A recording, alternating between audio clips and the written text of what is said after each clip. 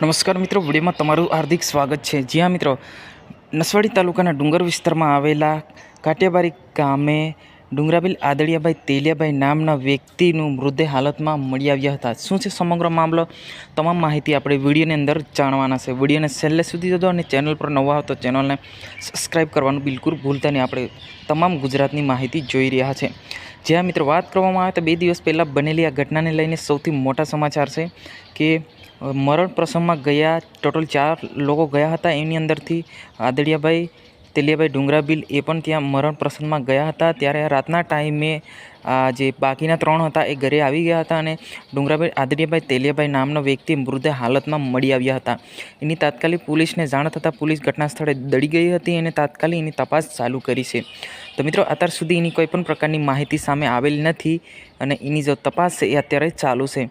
અને જોવા જઈએ તો આ જે ઘટના છે વારે ઘરે આવી ઘટના ઘટતી હોય છે। પહેલાં પણ આવી ઘટના કેટલીક વખત ઘટી ચૂકી છે। જ્યાં મિત્રો વાત કરવામાં આવે તો છોટાઉદેપુર જિલ્લાના નસવાડી તાલુકાના અંદાજ 40 કિલોમીટર આવેલા ડુંગર વિસ્તારમાં કાટિયાબારી ગામે આ ઘટના બની હતી।